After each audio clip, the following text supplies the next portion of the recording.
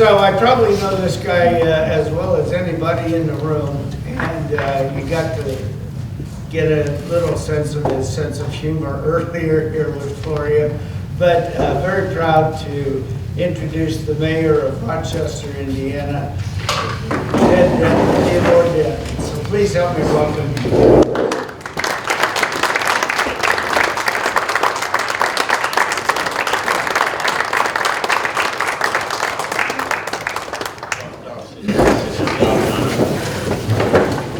The RAMC folks were the only ones smart enough to stay seated. No, I thank you all. Thank you all for coming. The weather hasn't been the greatest travel, but we've got a pretty good turnout. And thank you all.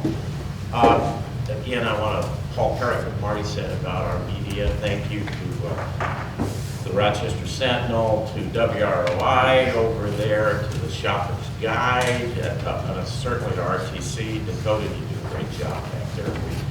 Dakota comes to all of our city council meetings and puts it on TV. And, Marty is a council person. Where's Fitzwater? Councilman Fitzwater, there he is. We might have an empty room, but boy, there are people watching every time, because I hear about it. We hear about it. So it's a great service. We have great service of the media here in our community. Griffin, I want to welcome you. Griffin Nate with Rudy's Camp. I don't know, did you get lost heading somewhere today? You just fell into No, it's good to see you here today. I'd like to, I'm not going to go through and introduce everybody like I always do from the city, because, well, first of all, we've got a lot of people out. There's a lot of illness. And last night it was pretty evident at our council meeting. We had our two chiefs there, and the rest of the superintendents were absent. We also have vacation time that's being used up. So I would just like to ask anybody who represents any position, whether you're on a committee, whether you're on the council, whether you're Board of Works, whether you're one of the lieutenants from the city, one of the elected, please stand right now. Yeah, shot it. Come on.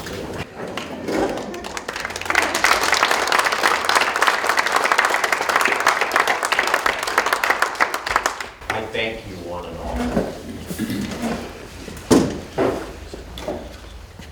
State of the City of Rochester. I've done this now for 8 times. I'm, again, very appreciative of people showing up to hear this, because I think if my dearly beloved mother was still alive, I'm not sure she would come 8 times to hear me. But I appreciate having everybody here, because we have always got some really good things to share with you. And 2022 was no different than any of the other years past. We've had a great year. Julie, down there at the end, of course, Julie and the Times Theater Group just typified what's happening in our community with the turning on of the marquee the other night. And I marvel when they say, hey, Mayor, you've got to go and talk about the state of the city of Rochester, because I'm probably one who could stand here and hear you all tell us about the state of the city of Rochester. You know very well how it is. 7 years ago, I stood at 9th and Main Street, looked north down Rochester way, and I thought, holy mackerel, we got a hole over here with a blue tarp. We got buildings that look like they're ready to fall down. The streets are closed up. Everything's shut down by 6 o'clock. I think I'm coming into the outskirts of Detroit, not Rochester, Indiana. So we started out with a mantra of a new direction, and that I'm proud to say I was able to take another visit to that spot 2 weeks ago on Friday, when Julie pushed the button to light the marquee. 6 o'clock Friday evening, looked down that same direction, starting with the 9th and Main Street Park. It was all lit up for Christmas. The Christmas lights were all going. The new LED lights were all on with speakers playing Christmas music. And all of a sudden the marquee came on. And I don't know who the stage manager was, but I think it was G.O.D. Because at that point in time, we got a little snow starting. Didn't we, Julie? And I'm going, this is amazing. It looks like Bedford Falls. And those of you who don't know what Bedford Falls was, of course, that was the town back in It's a Wonderful Life. And that's what we look like. Going back to the car show, I had the president of the Michiana Corvette Society from South Bend, who had been here for several times. But this last year, he said, Mayor, this town looks great.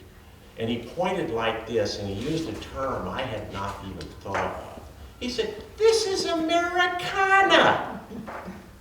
And I thought, wow, that's pretty neat. So another thing I told folks 7 years ago was one of my objectives in the mayor's office was to make sure at a point in time when our citizens went someplace to visit and they were asked the two questions that you normally get asked. Number one, what's your name? And number two, where you're from.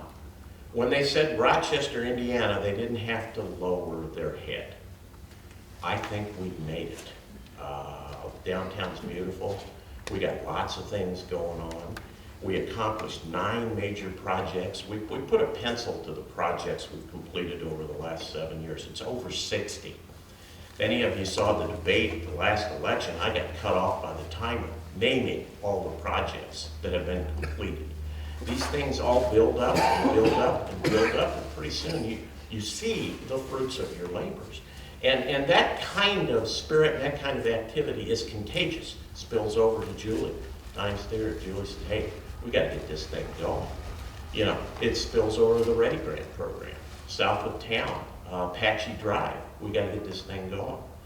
And by the way, it is going. We've completed all the paperwork now for the IEDC, and they're satisfied with giving us $1 million to move forward with Apache Drive, which we will do first quarter of next year. As I've told you several times, we operate on a goals and objective basis. When I came into office too, it was said, you can't run government like you do a business.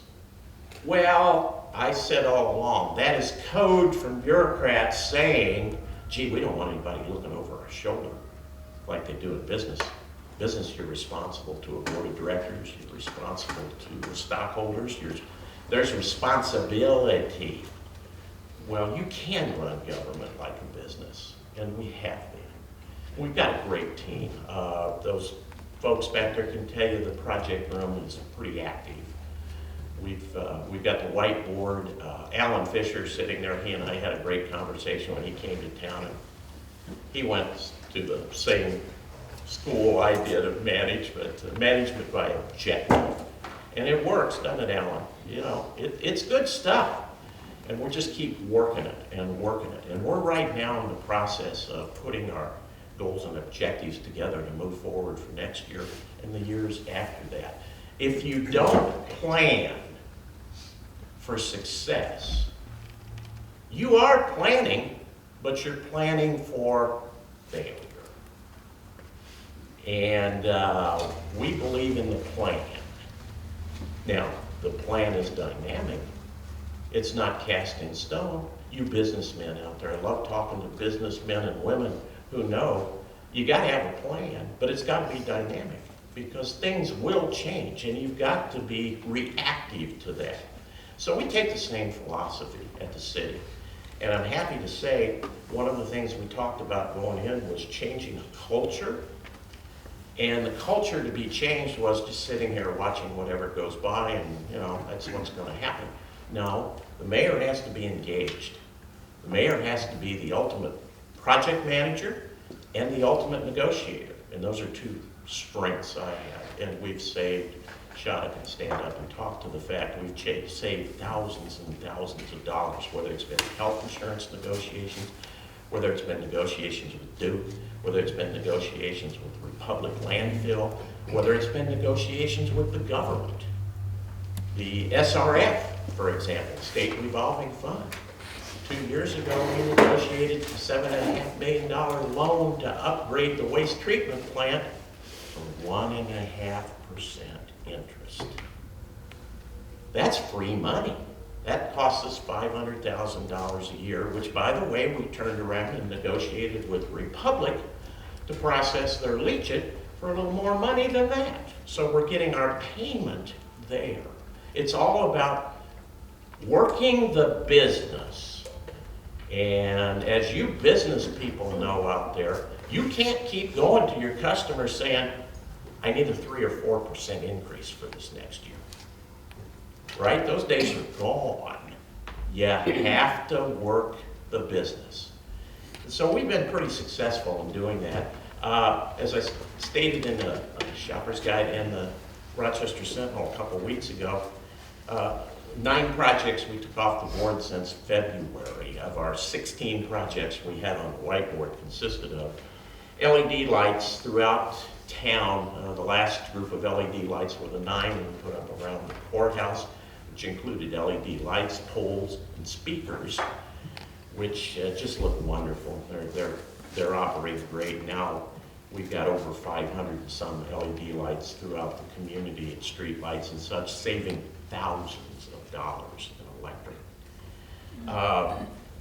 Water main for Fox Run, we did some work on water main from Fox Run using ARPA funds to do that, because infrastructure was one of the things you could use the American Rescue Plan funds for, so we used them for that, and we got that taken care of, which had been a problem for a lot of years. There was a water pressure issue. We got into it, got it fixed, and now it's 100%. We also took some ARPA funds and went out to Deer Crossing, out east of Bessemer Park Road, and looped a water main that had just been run out there years ago and left at the end of the run, which, for those of you who know anything about water and such, that makes a stagnant situation. You've got to loop it so things are kept flowing. We rectified that. It improved the quality of the water tremendously for those folks out there. Minnow Creek rebuilt. Commissioner Ranstad's here today, and Commissioner Summers. I thank you two for your efforts in working with us. And John Geyer, what a winner. You guys got a winner there. He worked very diligently with Dwayne Border, our street superintendent, and our folks to rebuild the Minnow Creek structure, ending flooding for several people along there who had had to deal with that for years. And that's something they shouldn't have had to deal with. But now we've got that straightened out, and we worked in unison together, and it turned out a nice project. We built a salt barn within the last 4 or 5 months out at the Forest Farms property, which is on 3rd Street. This salt barn looks like a big Quonset hut with a door and everything, and we're able to store our salt and our sand and all the stuff we use on the streets, and that's turned out to be a real benefit for us. As most of you know, the park board got deeply involved with the pickleball courts and the splash pad, and we had some private folks got involved and made that happen. It's like we said at several of the meetings we had with these folks. It's great that you guys are getting into this, because guess what? Government doesn't necessarily do this stuff very well. And anybody gets involved in the private sector or something like that, it usually comes around. They have a passion for making it happen, and that did happen. We had some issues down at our water department with our north wall that IDEM got involved in. Our wall was, it's an old building. Our wall was coming apart down there because of the environment with the processing of the water. So we had to rebuild a wall and do that under the IDEM specifications, and that was all taken care of. And again, we got some monies to utilize for that. Well, those of you who probably kept track of what happened down at our golf course here some time back with a couple of young folks who got a case of not real smart one night and tore up our putting green with their big trucks. That has been redone now, and will be coming back to life pretty sure now this spring. And that worked with the insurance company as well as the litigation process to make sure those young men realize how serious the situation that was. The biggest project that we talked about of the 9 projects is a $7.5 million waste treatment plant upgrade. You've heard me say this, I know, time and time again, but that was a shocker. Our waste treatment plant hadn't had anything done to it in about 30 years. Well, you know, any business person will say, if you're not taking care of the company assets and infrastructure and stuff, you're certainly not doing the company any justice. So we've been pretty big on infrastructure and taking care of our assets. And I mentioned we got the $7.5 million loan from the state revolving fund, and that upgrade out there, the completion, will culminate the end of this month. We will have a few odds and ends to complete there, but predominantly it will be functionally complete by the end of this month. That has been a bit arduous. It's taken, you know, whenever you take something that hasn't had 30 years of attention and you start peeling away the onion layers, you're going to find another layer. You're going to find another layer, and you're going to find another layer. You know, Rick and Dave been through projects. You know, it can be arduous. So we've had construction meetings with Crosby and our engineering firm, Commonwealth, every month. And I sit in on those meetings. Marcus Halterman sits in on those meetings. We go through a Gantt chart, which a Gantt chart is a schedule of everything that needs to be done and where it falls out on a completion date. And we discuss that. We talk about the Herbies that we run into. Now, Herbies is a term that comes from the private sector. If you've ever read any of Ellie Goldrat's books, the father of quality assurance and constraints, he talks about Herbies in your process being bottlenecks. So you're always looking at the process and trying to be proactive in taking care of those. Well, we've taken that approach with this project, and it's been very good. Crosby's learned a lot. Our Commonwealth folks have contributed a lot to the process, and it's come through in pretty decent shape.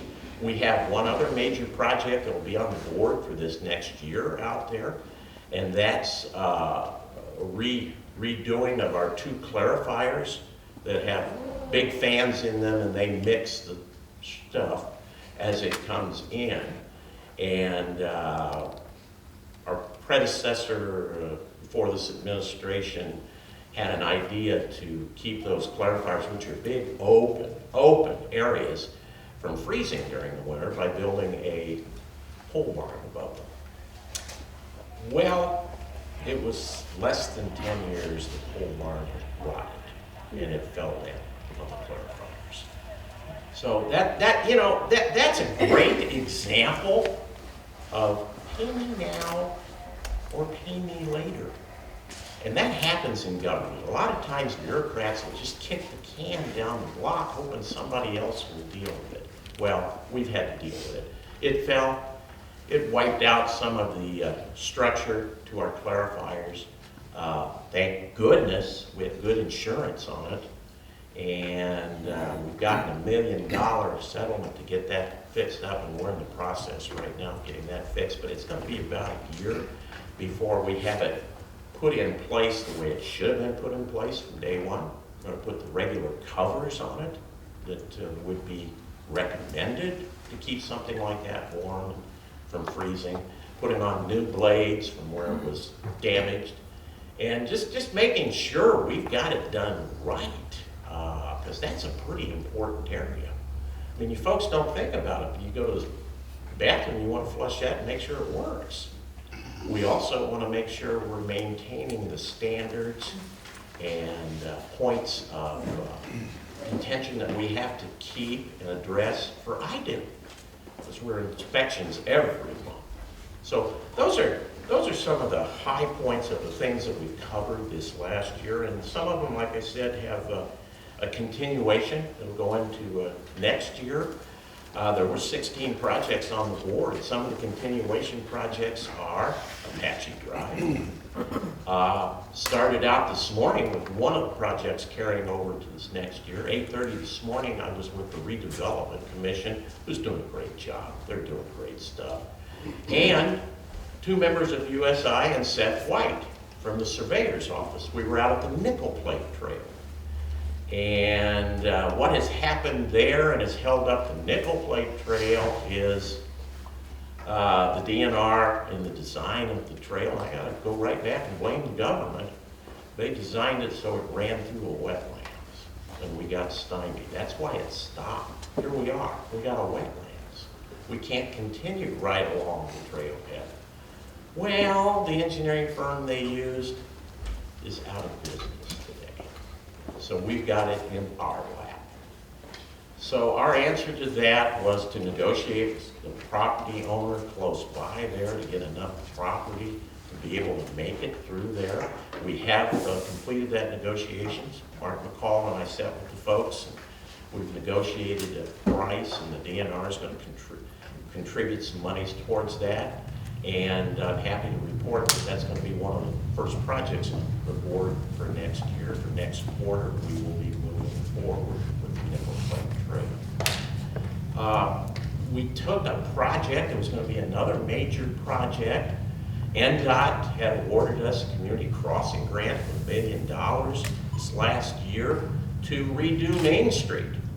Those of you who've been involved with Main Street forever, I mean, even going back to when I was a kid, you saw this as a problem.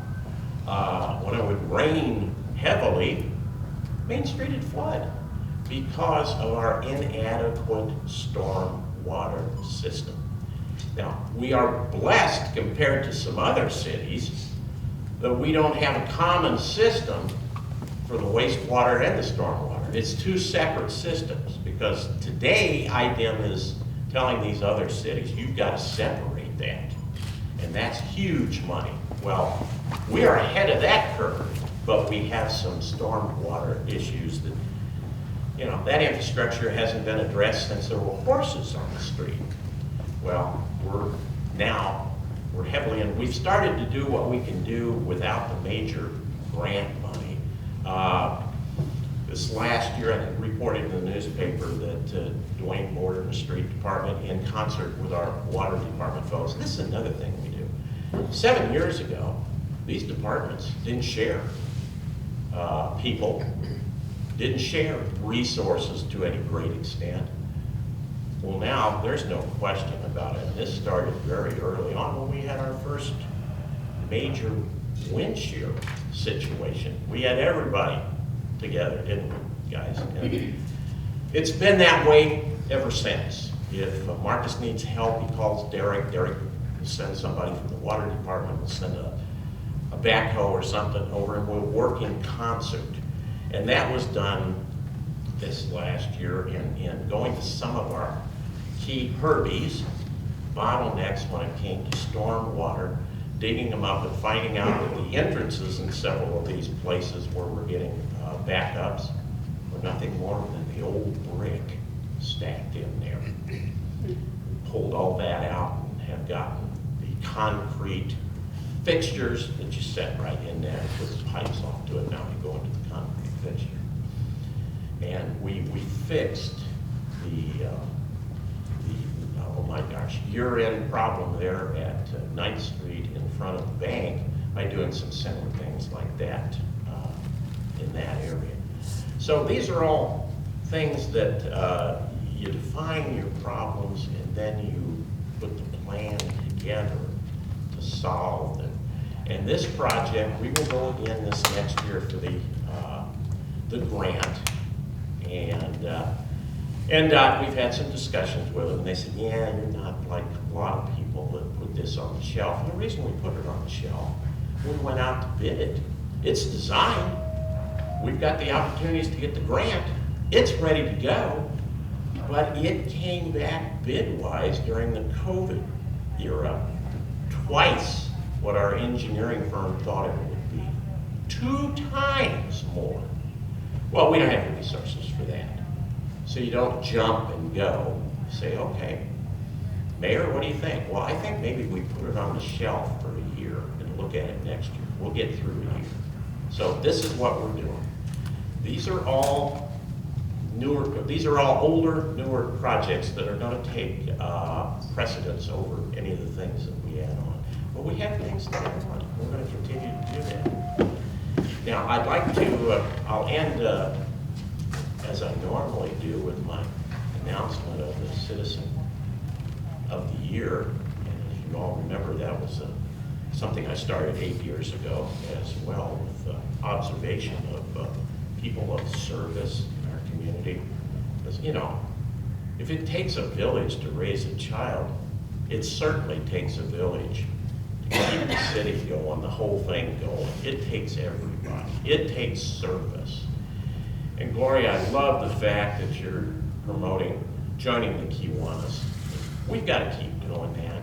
We've got to keep telling everybody, our young folks, everybody, that in their middle name, it has to be service. You've got to give back. Dick was a great one for service, Dick Belcher, you know, love him to pieces. You know, he said, those who have received much are expected to give much.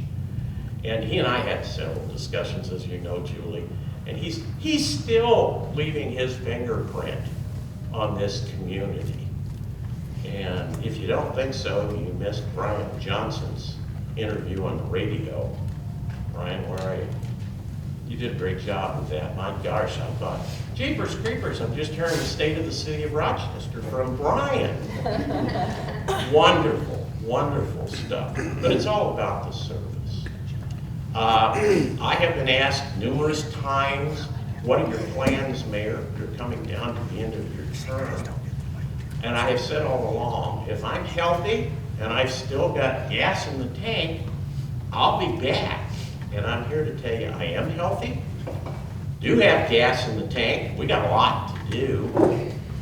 One of the big things that I didn't mention is we need to find a new well field for our water. We've got 5 wells, and 2 of them are starting to show signs of not doing too well. Now, we've been looking for 2 years, and we've got a plan. So we've got that to come through, but all this stuff is going to be within the next 3 years. So I am making it official today that I am running for a 3rd term as mayor of Rochester. Now, in closing, my Citizen of the Year, I've had this person on the radar screen for some time, and you know, she certainly typified our first mantra and our first administration of a new direction. She typifies that. Actually, the mantra for my 2nd term, which was the mayor who makes things happen, I didn't come up with. That was Dick Belcher who gave me that. The new mantra is going to be keep it going. And this lady came into our community years ago. She'd been in the teaching field for years, an elementary school teacher in Michigan, and just came into our community, fell in love with it. She was in a retirement mode, but nobody told her, you gotta slow down. And Brian beat me to it, but if you heard him talk about this individual and you read in the paper about her, he said, boy, we need about a dozen more like this lady. My mayor's Citizen of the Year is Judy Lyman. Judy?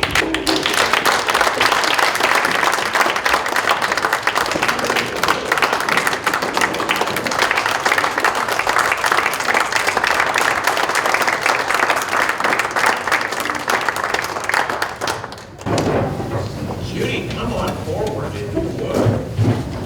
I might add that there are two trophies, or 2 plaques, if you will. There is a plaque that is in our chamber. Sit, be there forever.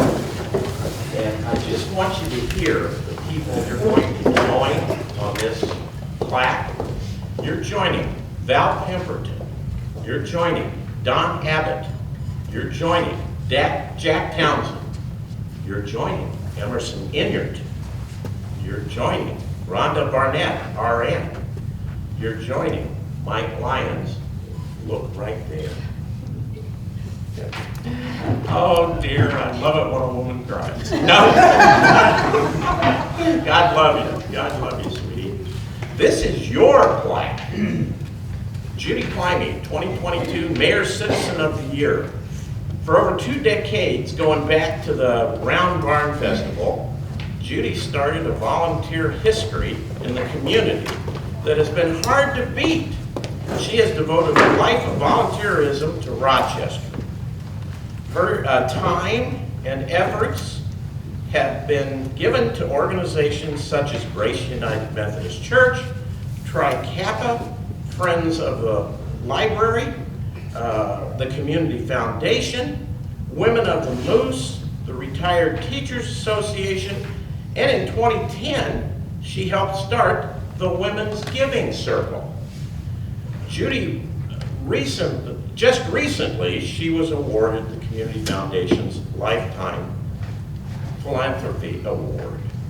Without a doubt, Judy is following the mantra of another philanthropic award winner, Mr. Dick Belcher.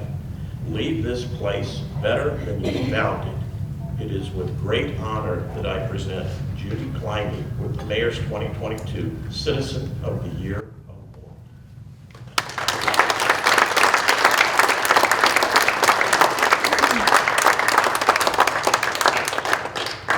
This is just overwhelming. Oh my goodness. When I got the Lifetime Philanthropy Award, I thought that was, just wonderful. I don't know how many of you do know my story, but I came to Rochester in '98, was in a very bad situation, and I had to move away from the situation. And I had a niece that lived here at the time, had a 6-year-old. I thought, well, I will come and help her. She said, Aunt Judy, come to Rochester. You can live with us if you want. I looked around. Wasn't much to rent or buy at that time, but I happened to go into Winfield when they were building the duplexes in the facility. Well, I wasn't old enough at that time to qualify, but Tom Robot happened to just stop by. It was a God thing. He wasn't supposed to be there, but he said, well, I have a friend that is going to be renting his place out. It's just like the duplexes. And it wasn't on the market, there was no sign, there was nothing. He put me in touch. It was a long story, And one day, I made contact with the landlord of that place, Joe McCarter. And he was out of town, but he arranged, his girlfriend was busy, couldn't show it, and his parents. And my niece and I went into this unit, and as we're going in, Phil and Katie McCarter were walking up. Katie's got a vacuum cleaner. She had gone over because Joe was living in India at that time with his brother. I mean, it was just there. And my daughter had always said, Mom, when you see the place, you'll know it. I just walked in and fell in love with the place. And here's another thing about Rochester. When I asked Joe, I said, what do you need me to do to hold this place? Just your word. I mean, what kind of town? And I think you read in the paper if you did, I stopped at, my oil light came on. Old tired Doug, when he was on 14, came out and just checked it for a little low, topped it off. What do I do? Nothing, absolutely nothing. What kind of place, welcomes a stranger, a newcomer? I went to my first Friends of the Library meeting, which I belonged to back in Michigan. They didn't know me from him. I walked out as treasurer of that organization. This town has just been so wonderful. As I say, it was a healing part. When I came, I needed to be healed. This town so welcomed me that any little thing I can do is just kind of pay back for your welcoming to a stranger and letting me participate in this wonderful county, this wonderful community. And it just goes to prove that anybody can add to their community. You don't need a lot of money, I certainly don't, but your time and service is often more valuable than anything. So I just thank you so much.